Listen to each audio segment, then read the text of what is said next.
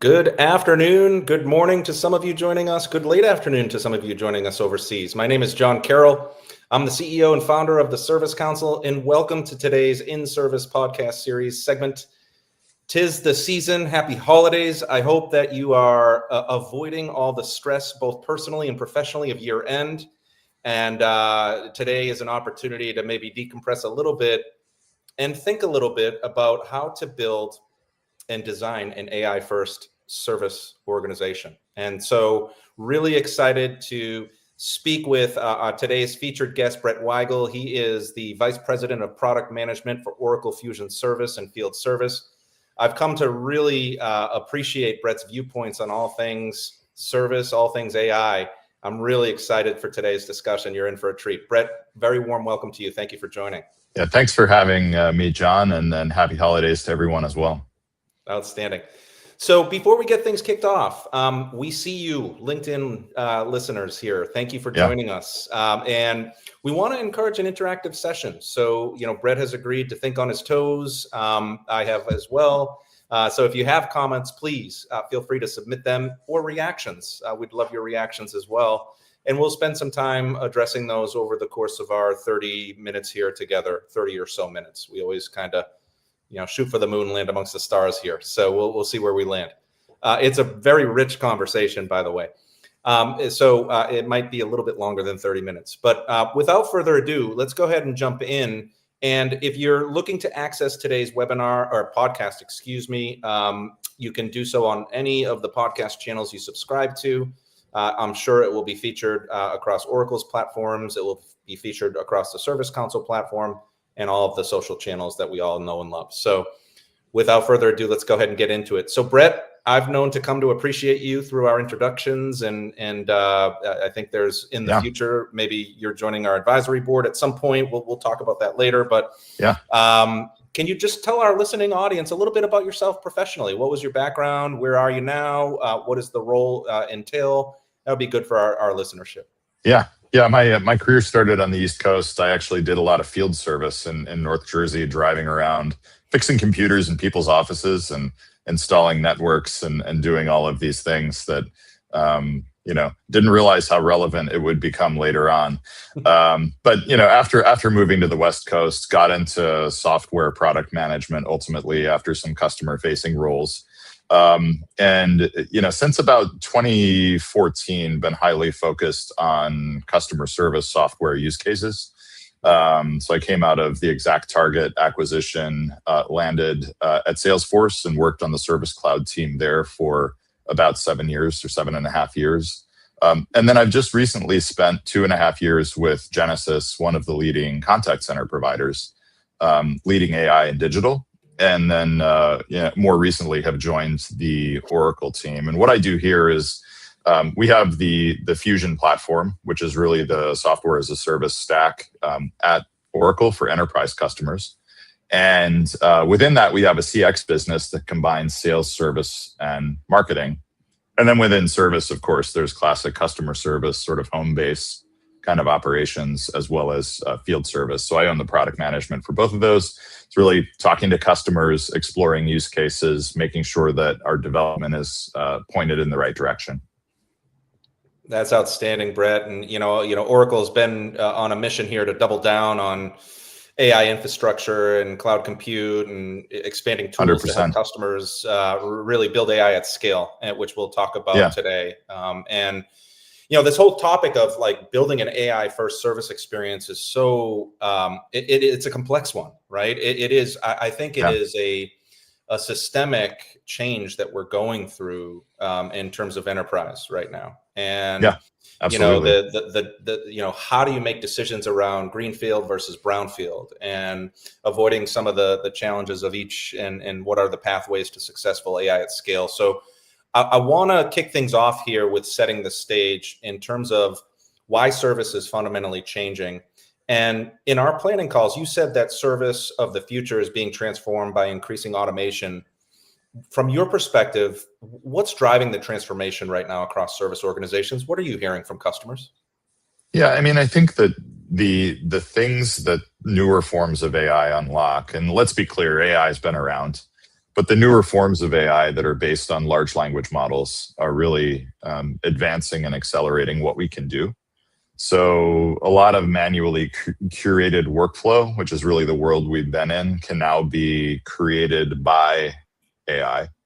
And then we can also figure out its efficacy much more easily, right? So we have tools that help us analyze data, analyze conversations, analyze process, and come up with alternate plans and come up with suggestions. And so many of us have used this on a personal level, like create an investment plan for my son's college savings account. It'll happen in 5 seconds, right? So imagine that as a knowledge worker approaching a whole bunch of complex problems for customers. How do I create the best customer experience? Well, you can do the same thing, right? And then when you put somebody on the front line in front of a customer, their ability to get through a lot of complex information and translate it for the customer, they have AI tools that really help them do that in ways that they couldn't do before. Yeah, I love that. I love it. And you also talked about, automation beyond the front line, right? So, obviously your background coming from the field up in Jersey, all the way to where you are now, enabling service enterprise with technology platforms as you are. But beyond the front line, there's a lot of automation that's, happening across middle and back office activities tied to fulfillment. And why is that end-to-end view so important and critical to delivering what customers actually want? What are your viewpoints on that? Yeah, and this is like actually not a new thought, something I've been noodling on for years. I mean, the classic, and I worked, just for context, I worked on social media customer service back in the day. And a lot of that historically has been a different way to say, I'm sorry, but the real service is at this 1-800 number, right? So if you really want your problem solved, you have to call a human agent, and that person has to tick through a whole bunch of systems that are behind the scenes, right? So there's a lot of, for that customer service rep, swivel chairing to different systems. So the best self-service experience, whether or not it's AI powered, is something that can fully transact, something that can reach into the financials, can look at the assets and inventory of the products that need to be shipped or whatever it is, can look up the warranty of, is it under a repair warranty or not. So these kinds of things are integration points that IT people have to deal with to create a really good customer service experience. Part of the promise of what we're building at Oracle, and really my philosophy overall, is the more things you have on one platform pre-integrated, with the intents kind of surfaced at the first level of like what I want to do. Okay, there's a way to transactionally fulfill that end to end that's out of box and templated for you. You can get value so much more quickly, and customers will really feel that benefit, right? Rather than just having sort of a better way to read a knowledge article back to a customer and hope that solves the problem. I mean, sometimes it does, right? Yeah. But a lot of times it doesn't, right? I want you to actually fix my thing, not, just sort of tell me how I can, that where I end up calling another resource or having to do it myself. Outstanding viewpoints. And I want to give a shout out to our listenership. Thank you for joining today. We've got many joining from across the globe. We welcome you into the conversation. Please react, submit questions. We welcome you to submit those. We'll try to get to them. I want to give a special shout out to all my friends that are from Charleston, South Carolina, which is like my favorite place on the planet Earth. It is a lovely place, so nice. And one of my favorite areas of the planet here. So maybe I'll come down there with my family at some point. Again, I'm looking forward to that. Let's talk about something that I think is really important, and that is, right, how do we reduce cost but also preserve experience, right? Because we don't want to necessarily have efforts that are dilutive to the customer experience, right? Because we have this cost preservation mindset. And at our Smarter Services Symposium, actually, one of the concerning trends that I kind of extracted from the ongoing discussions that were taking place is, service leaders are constantly balancing this growth mindset or this preservation and cost mindset, and they're trying to find an adversarial relationship between the two. So maybe we can spend some time here. How should CX and service leaders think differently so that automation doesn't degrade the customer experience? What are your thoughts there? Yeah, I mean, if you have a customer first mindset, and I think it's well documented and proven that if you have that and you really implement it within your organization, you produce better business results, right? So that's just a fact. But I think that if you take that mindset, then I think the idea is that you really have to look at what are the things that customers most commonly want, and where's the time really spent, right?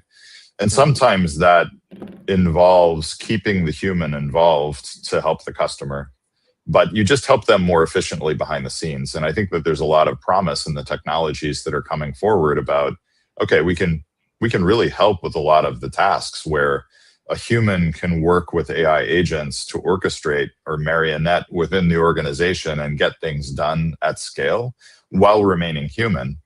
And then on the other side, AI is evolving so quickly that the fully self-serve experiences for those repeatable, highly automatable tasks can actually feel more human because we're better at kind of mimicking human behavior with the AI as well, right? So I think both things are true, but I really want service leaders to sort of take on board the notion that there needs to be conscious design to this, right?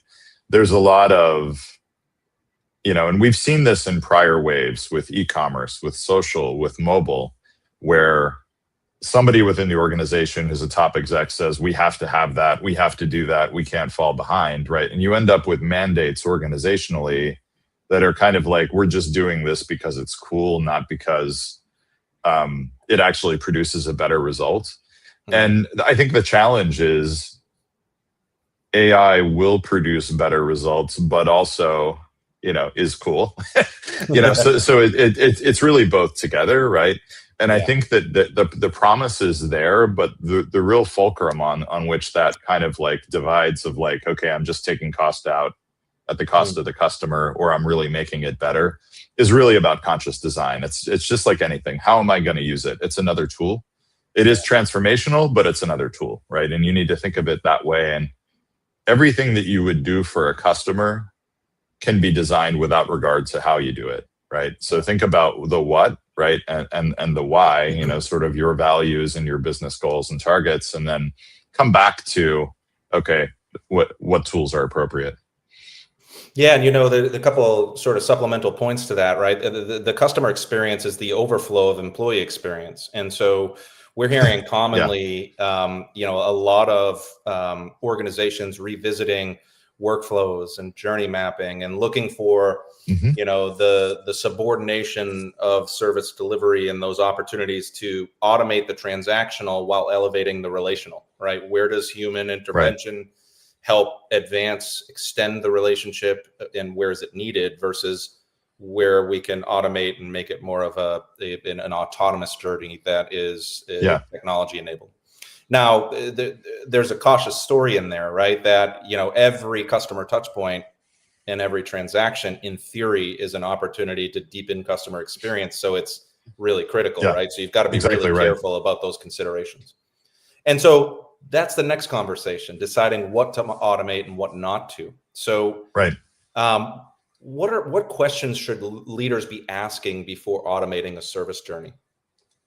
Yeah, I mean, I think that looking at sort of there's always this balance when you design a service journey of the role of how frictionless it needs to be or should feel, how safe it needs to be, right? There are things like verification where, you might have a higher bar for what you apply to that, right?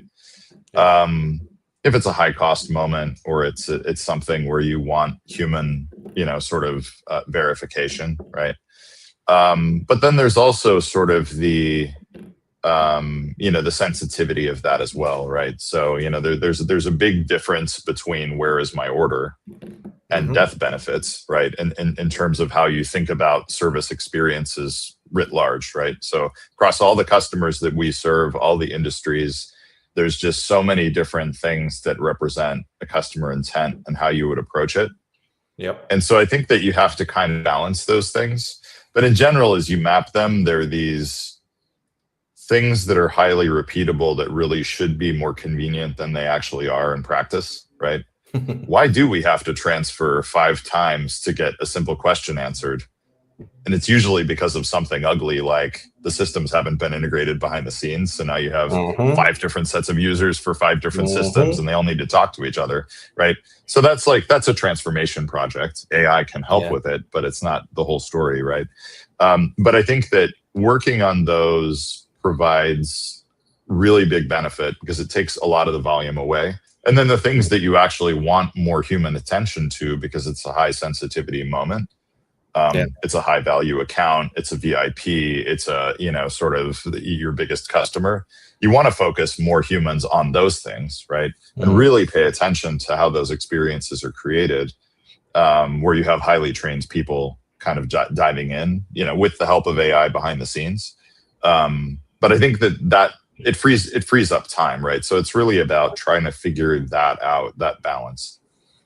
You bring up a couple really critical points in there. I can't believe we're still talking about disparate systems and databases and interoperability, but we are. It's crazy. That's right. And I think that there's some really impressive things that are happening as a result of AI in terms of interoperability and absolutely and some really cool stuff.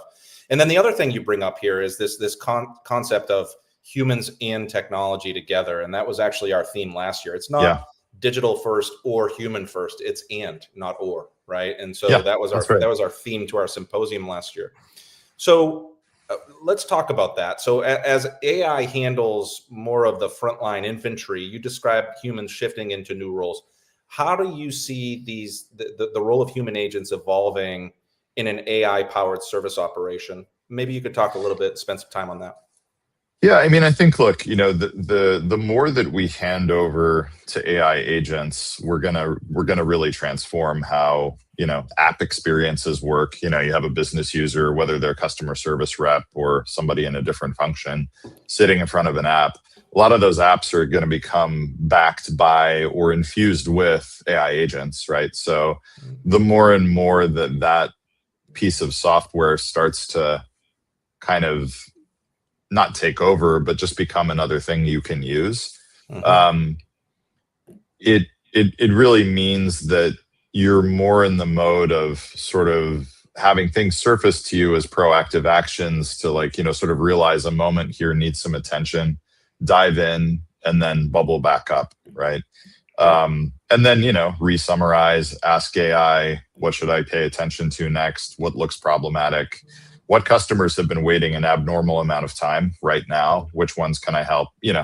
Those types of things, as opposed to I'm looking at a dashboard and having to realize some of those things on my own, right? So the efficiency of dealing with the scale means that managers are going to have a lot more at their fingertips. And I think that a lot of the service reps themselves are actually going to shift a little bit more into management mode too, right? The idea of, I'm supervising some of what AI is doing. I'm approving steps rather than dealing with everything on the front lines.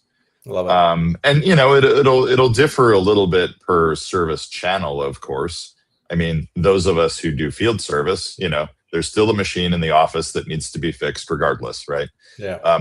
Printer's broken, right? So somebody has to go out. However, the point is that all of the touch points around how that service is delivered, infused with AI, way more efficient. And if you think about what a dispatcher has done historically, well, that's really arguably mostly AI powered with most vendors' software today, right? Or it could be, depending on what you've turned on. So that's really interesting. So humans become the healer to automation problems and kind of reframe the service journey in a way that the humans are helping to drive home the automation and in a way that's meaningful and not disrupted in any manner. I really like that view. Yeah, I really like that viewpoint, Brett. Let's talk about that though. Let's double click on that then. So how is that changing the way that organizations are looking at service performance? What is kind of what's next gen in terms of how metrics and success is defined by service leaders? Right. Yeah. I think that we've gotten probably a little bit over a lot of people have looked at the complex world of measuring service and then sort of been overly reductive and said it's all about NPS or it's all about, handle time or something like that, right? But if you take any of those things in isolation, it's a little bit, it'll give you a signal, but it's a little bit uninteresting because it's really hard to determine what do I do with that, right? If it went down or went up, great, right? If you look at sequential service journeys and actually measure them analytically, now you have like the customer came here. This is how they actually traversed not only our digital side, but also all of the human stuff and where the automation fired and where it didn't.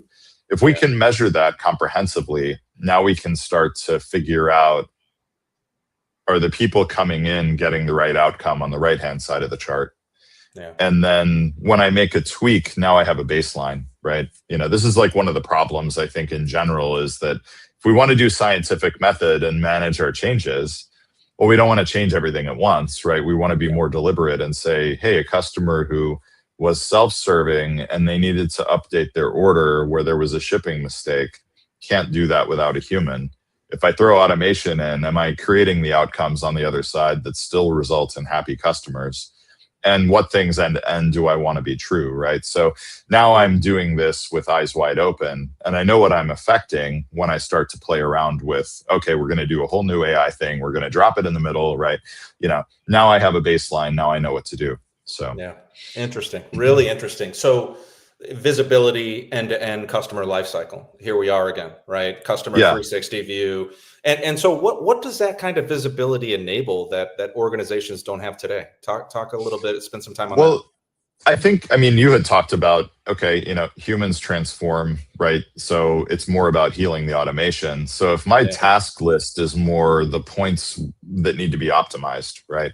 This is, I come into the office every day. I'm a service manager or a tier 3 agent, or I was in the past. Now I'm automation healer, right? As I come in, the thing I want to look at is the analytics around how the automation is firing, right? I need to be able to see that per stage of service, however I've defined it. And organizations need some flexibility, John, to be, every organization's different. So you need sort of a flexible analytics construct for this. But what you need to be able to do is dive in and then say, you need to be able to answer the question why for a particular outcome, right? And then drive down to, okay, well, it's this list of problems, or it's this list of examples that might at least teach me where the problem is, right? Yeah. And having an AI advisor to ask, like, okay, how could that have been done differently? One of the cool things with AI is that, using chain of thought methods, you can basically prompt AI to give you a plan, but analyze its own plan, right? And to kind of theorize about how it could be better. And so these types of things, we've done this with humans in the past. We're ideating at a whiteboard, it's the classic, we're trying to figure out a problem. But now you have a helper to be able to better come up with those alternatives, right? And then you can go explore them. You can make them happen in the software. More and more, we're investing in ways for you to take that moment and then to be able to heal things with a few clicks. And that's really the goal is that we want to make it so that this type of worker can dive in, dive out, perform the tasks, and really help customers much more quickly in a much more impactful way, because you heal it once and now you've solved the problem for 100 customers who had a similar problem who are about to come to you. They're going to benefit from that work. We've all heard the sky is falling, Chicken Little MIT study around 95% AI failures and, all the things that everybody was screaming about. And what I'm hearing here is that measurement is truly becoming a foundation for trust and scale. And so you emphasized in our planning discussions that measurement was so critical and key, and you've done so across our discussion here as well.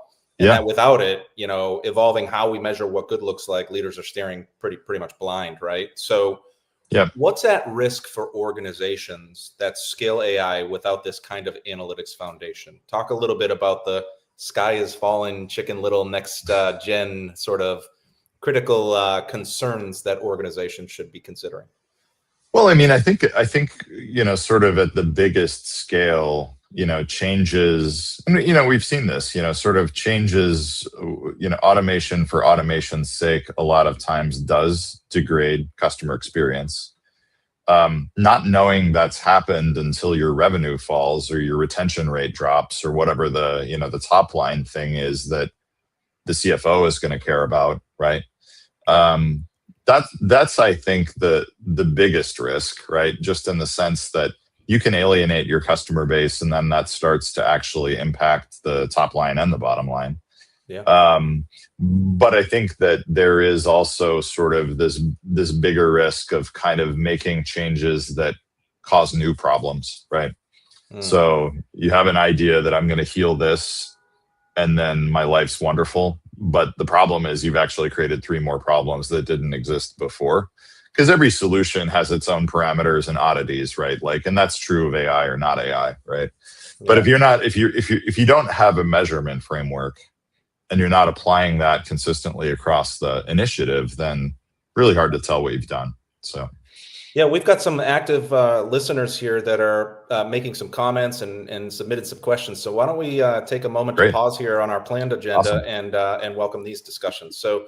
Thank you to Angie Breedlove. Thank you very much for the submission. Hi, you said hi as well, so hi. Hi, Angie. Angie asks, is it fair to also say machine learning makes you smarter and AI makes you faster? I mean, I think of it as both, right? I think that especially in the world of dealing with words and conversations, right? Last gen AI was natural language processing. You had to train it on dictionaries. There was a lot of word similarity and things that it needed to take into account. The application of machine learning to that technology, that's really the LLM, sort of revolution, right? Is that math is actually better at this than looking at dictionaries. It's really accelerated so many things, right? So if but it's also still like there are multiple forms of AI, right? There are different problems. So classic machine learning has always been more the data side, right? And then you have this language side. They've kind of merged, but there's still specialty within that as well, right? So OpenAI has a voice transcription AI that is a specialized thing, right? And then, some of the general GPT things can kind of do a decent job against the same problem. So it's really changing and accelerating. And the only truth is that it will keep changing at a frighteningly fast rate. So we all as vendors need to stay ahead of it, for our customers to be able to offer you something that is, usable yet powerful, right? Yeah, no, thank you, Angie, and for lack of taking the easy way out. I agree with your sentiments that it's both, right? I think they both support being faster and smarter together, and we have some frameworks on that transformational pathway. Well, let's get to another one here. We had Keith submit a set of questions here. Any advice for leaders? And I'm really curious to get your viewpoints here because I think. The experience with your customers and really deepening your involvement in their transformation will be really great here. Do you have any advice for leaders to accurately model and estimate costs for deploying AI in practice? And I'll tell you, one of the cautionary things that I would say is that sometimes the reason for AI failure is for lack of expectation setting before it even happens. And so I'm curious if you could talk a little bit more about that from your viewpoint. Yeah, I mean, I think that there is this idea of, failure, and I think a lot of times it is outsized expectations. I think that the other thing is that we don't really have accurate documentation around what it costs now, right? So then a lot of times that's the problem. Is just that we're making it better or worse, or actually even being reductive and saying it's only costs that matter for the initiative, right? And trying to figure that out. But, you really do need, in a service environment specifically, you need to have accurate service costing on the basis of what really happens, not what should happen, right? Mm-hmm. Because a lot of times we have sort of a customer problem that presents itself. Yep. And it could, you can take on a one-off basis if you can resolve that on the first call.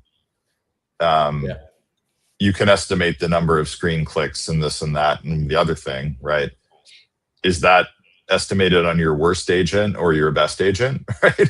And then if you have to transfer 3 times to get it done, well, then you got a completely different problem, right? So you do need sort of a baseline of what it takes now and how did it get better, right? And that form of measurement, it needs to be granular enough, and you need to tie it back to the other economic benefits of whatever activity that you're trying to automate as well, right? Because that's also sort of a, you can automate it and then take out cost, and the revenue generation side of it stays the same. It may get better. If it gets worse, then that's also part of the equation, right? So I think the model needs to be comprehensive enough, and it's worth kind of thinking about just what baseline framework you're working from. Is that accurate enough? And kind of ask yourself, is that true? Interesting. Really great viewpoints. We've got time for one more submitted question, and then we'll get to our bonus question here as we round out today. And this is from Karen. Karen, thank you for your submission. How do you see data directly from the asset influencing AI? Could you spend a little bit of time on that? Well, I mean, data provides context. I mean, really, context for AI is either data or content, right? Seems content's also data, but sort of the idea of, hey, product documentation, knowledge articles, all these things are hugely useful, right? And in fact, being a system of record vendor, having an ERP product, supply chain product, we have a heck of a lot of information about physical assets and how much they cost and all the it has these parts and blah blah blah. So that is huge, right? Because it lets us correlate things. But then if you have on-device metrics coming off, right, through IoT or other mechanisms, that kind of telemetry is massively useful. And more those data sets can be infused and integrated into an experience so that, rather than a human having to look at the event log coming off the machine as they start to help that customer to be able to decode, that really results in sort of service request management that can take a week because you've really got to look at it. You got to do this, you got to do that, right? To get a much quicker sort of, where's the signal in all of this noise? AI can help immensely, right? And whether it's human-oriented tools where we're helping the service rep or the field service tech, or it's the, I want to fully automate this somehow, right? It's helpful in both circumstances. So I think hugely useful, and I think that's definitely something you'll see accelerate. I mean, obviously quite prevalent already, but that idea of a smart asset that can really participate in its own healing, that's huge. So yeah, absolutely. And I was looking at Gartner's 2026 CIO agenda, and they put out the technology investment trends, and IoT is still there on the board at 42% increasing year over year from the respondent database to the survey. And